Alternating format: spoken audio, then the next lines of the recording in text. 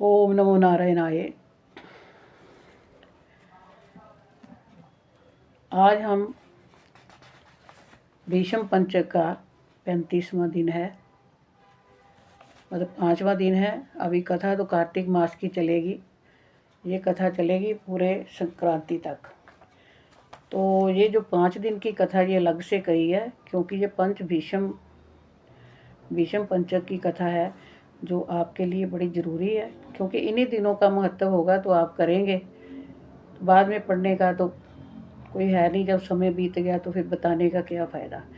तो ये 35वां अध्याय है। शौनिक जी पूछने लगे कि दूसरे का दिया हुआ पुण्य मिलता है या बिना दिया हुआ मिलता है। अब ये बता रहे हैं कि कोई अपना पुण्य कमाता है तो वो अपना पुण्य किसी को दे सकता है, या मिलता भी है या नहीं मिलता। तो ये अब पूछ रहे हैं शौनिक जी से। सूत जी कहने लगे कि बिना दिए हुए भी मनुष्यों को पाप और पुण्य दोनों मिलते हैं। सतयुग में एक के पाप और पुण्य कर्म करने से सारे देश को पाप और पुण्य मिलता था। आप समझ रहे हैं मेरी बात को कि पहले क्या होता था। सतयुग में किसी एक गांव में पाप होता था तो सारे गांव को, सारे देश को भुगतना पड़ता था। त्रेता में ग्राम को, तो द्वापर में कुल को। द्वापर में अगर कुल में किसी ने पाप कर दिया है तो सारी कुल को भुगतना पड़ता था। अब कलयुग में केवल करने वाले को ही पाप और पुण्य मिलता है। तो कलयुग जो है, इसमें जो पाप करेगा सो भरेगा, जो पाप करेगा सो भरेगा। पाप करने वाले को ही उसका फल मिलेगा। पुण्य करेगा तो पुण्य का फल मिलेगा, पाप करेगा तो पाप का फल मिलेगा। अब आगे कह रहे हैं कि एक पात्र में भोजन करने वाले को पुण्य पाप का आधा भाग। ध्यान से सुनने वाली बात है कि एक पात्र में ही जो भोजन कर लेते हैं। अब देखो, कहीं भी जाते हैं, एक दूसरे की प्लेट में खा रहे हैं, एक दूसरे का नौकरी वगैरह करते हैं तो एक दूसरे की टिफ़िन में खा रहे हैं, ऐसे बीच में हाथ मार के खा रहे हैं। तो कहते हैं एक पात्र में भोजन करने वाले को पाप पुण्य का आधा भाग। दूसरे की निंदा करने वाले, जो किसी की निंदा करने वाला है, या सुनने या मन में चिंतन करने से पाप मिल जाता है। किसी की निंदा करना या किसी की निंदा सुनना, या मन में किसी का बुरा करने की या निंदा करने का चिंतन करना किसी का बुरे ख्यालों के लिए, तो उसका चिंतन करने से ही पाप मिल जाता है। एक पंक्ति में बैठकर भोजन करने वालों के बीच में से जो निकल जाता है वह छठे अंश के पाप को पाता है। जैसे आजकल तो टेबल लगे होते हैं, खड़े खड़े ही भोजन करते हैं, लेकिन जैसे पंक्तियाँ लगती थी, पीछे पंक्ति लगती है, लंगर भंडारा चलता है, तो अब जो लोग बीच में से निकल जाते हैं, उधर भी संत लोग या कोई भी और भी हो कोई, तो भोजन कर रहे होते हैं तो इधर से निकल गए, उधर से निकल गए, जो निकल के जाता है वह छठे अंश के पाप को पाता है। संध्या समय होने या बोलने से पुण्य का छठा अंश चला जाता है। संध्या के समय किसी की चर्चा नहीं करनी चाहिए। त्रिकाल संध्या कही हुई है, सुबह, दोपहर और शाम को धूली वेला जो होता है वहाँ। तो जब उस समय हम बातें करते हैं, इधर उधर की कहानियाँ गढ़ते हैं, चुगली करते, निंदा करते हैं, तो वो बहुत पाप लगता है। संध्या के समय सोने या बोलने से पुण्य का छठा अंश चला जाता है। संध्या के समय सोना भी नहीं चाहिए। 2 टाइम जब कहते मिलते हों तब सोना नहीं चाहिए। तो दूसरी चर्चा भी नहीं करनी चाहिए। हमारे जो पुण्य किए हुए हैं उसका छठा अंश चला जाता है। दूसरे का द्रव्य चुराकर दान करने वाले को पाप मिलता है। हमने किसी का ठग लिया, किसी से ले लिया और किसी को दिखाने के लिए हम दान पुण्य कर रहे हैं, तो वो भी ख़त्म हो जाता है, उसको बहुत पाप मिलता है। बिना ऋण दिए मरने वाले का पुण्य धन के अनुसार धनी को मिलता है। जो किसी का कर्जा ले लेता है, मर जाता है और किसी का देता नहीं है, अब उसका जो पुण्य है, जितना उसने किसी का धन लिया हो उतना पुण्य उसका कट जाता है, और जो धनी होता है, जिसका लिया होता है, उसको देना उसी को मिलता है। उपदेश और सहायता देने वाला पाप पुण्य का छठा अंश पाता है। जो उपदेश देता है या किसी की सहायता करता है वो पाप पुण्य का छठा अंश उससे ले लेता है।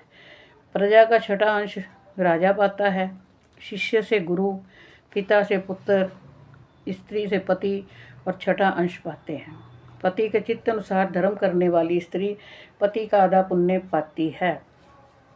वैसे ये भ्रमित करने वाली भी एक बात हो जाती है कि कह देते हैं कि कोई बात नहीं, जो पति पुण्य करेगा वो हमें आधा मिल जाएगा। नहीं, ऐसे नहीं मिलेगा। अगर पति के धर्म के अनुसार आचरण कर रही है पत्नी, पति उससे प्रसन्न है, तो जो पति पुण्य करता है उसका आधा भाग उसको अवश्य ही मिल जाता है, अपने आप ही मिल जाता है। इस प्रकार बिना दिए हुए पाप पुण्य मिलता है। इसके अनुसार एक अत्यंत पुण्य देने वाला इतिहास सुनो। पूर्व काल में उज्जैनी नाम की नगरी में ब्रह्म कर्म से भ्रष्ट पापी, दुष्ट बुद्धि, रस कंवल और खाल बेचने वाला, जूठा जुआ खेलने वाला, मदरा पीने वाला तथा वेश्यागामी धनेश्वर ब्राह्मण रहता था। वह क्रय विक्रय के लिए देश विदेश घूमता फिरता। महिष्मती की नगरी में गया और माल बेचने के लिए 1 मास तक ठहरा रहा। एक दिन नर्मदा नदी के तट पर उसने यज्ञ और देव पूजन करने वाले ब्राह्मणों को देखा। पूर्णिमा को गौ ब्राह्मण का पूजन तथा दीपदान देखा। शाम को श्री शिवजी के लिए दीपदान का महोत्सव देखा। इस पूर्णिमा को दान हवन जय करने वाले अक्षय फल को प्राप्त होता है। पूर्णिमा को दान हवन जय करने वाले अक्षय फल को प्राप्त होता है। जो भी आदमी हो, अगर भगवान के लिए दीपदान करता है, भगवान की पूजा करता है, तो उसको अक्षय फल मिलता है, जो कभी क्षय नहीं होता जिसका। तो महादेव जी और विष्णु में जो कोई अंतर मानते हैं उनकी पुण्य क्रिया निष्फल हो जाती है, क्योंकि ये तो है ही हरिहर हरिहर हरिहर हरिहर हरि, मेरी बार क्यों देर इतनी करी। बस भगवान को याद करो, हरिहर को याद करो। जो धनेश्वर ये सब उत्सव देखता रहा, उसी रात्रि को उसे सर्प ने काट लिया। तब कुछ मनुष्यों ने उसके मुख में तुलसी दल और नर्मदा जल डाला। इसके बाद वह मृत्यु को प्राप्त हो गया। तब यमराज के दूत उसको पाश से बांधकर मारते हुए यमपुरी को ले गए। चित्रगुप्त ने उसको क्रोधित दृष्टि से देखकर यमराज से कहा कि महाराज, ये घोर पापी है, इसने आयु पर्यंत कोई पुण्य का कार्य नहीं किया। तब यमराज ने क्रोधित होकर अपने दूतों को आज्ञा दी कि इसको मुद्दरों से मार मार कर कुंभी पाक में ले जाकर खोलते हुए तेल के कढ़ाई में डालो। दूतों ने ऐसा ही किया, परंतु कढ़ाई में डालते ही उबलता हुआ तेल अत्यंत शीतल हो गया। दूतों ने जब ये बात जाकर यमराज को सुनाई तो यमराज को बड़ा आश्चर्य हुआ। उसी समय नारद जी यमराज की सभा में आए और यमराज से पूजित नारद जी कहने लगे, हे यम, ये धनेश्वर पापी होते हुए भी कार्तिक मास में व्रत करने वालों को सत्संग करके पुण्यवान हो गया है। अंत में नर्मदा के जल सहित तुलसी दल भगवान के भक्तों के द्वारा इसके कंठ में छोड़े गए। इसको विष्णु का नाम सुनाया गया, इसलिए इसके सब पाप क्षय हो गए। इतना कहकर नारद जी ने ब्रह्मलोक तो वो तो चले गए। धनेश्वर कुबेर का अनुगामी धन यज्ञ हुआ, जिसके नाम से अयोध्या में भगवान गदाधर ने तीर्थ किया। पापों से नरक मिलता है, पुण्य से स्वर्ग मिलता है। जो पाप कामना रहित है वह सूखा है, जो कामना युक्त है वह गीला पाप है। कार्तिक मास के व्रत से दोनों तरह के पाप नष्ट हो जाते हैं। व्रत करने वालों के दर्शन मात्र से अनेक जन्मों के पाप नष्ट हो जाते हैं। तो ये जो कार्तिक मास भीष्म पंचक की जो कथा 5 दिन तक चली है, अब हमने 18वां अध्याय कहा था, तो 18वें अध्याय के बाद 19वां अध्याय होगा, फिर उसके बाद 29 अध्याय तक जाकर इसकी समाप्ति होगी संक्रांति तक। तो ये जो कथा सुनी है, इसमें आप जाने अनजाने कार्तिक मास में जो भी ज़्यादा नहीं, यथा योग्य जितना आपसे बन पड़े उतना पुण्य जरूर कमाओ। भगवान का नाम लो, भगवान का कीर्तन करो, भगवान का स्मरण करो। भगवान चाहे तो सबका कल्याण हो। सर्वे भवन्तु सुखिनः, सर्वे सन्तु निरामया, सर्वे भद्राणि पश्यन्तु, माँ कश्चित् दुःखभाग् भवेत्। ओम शांति शांति शांति ही ओम। ओम शांति शांति शांति ही ओम। ओम शांति शांति शांति ही ओम।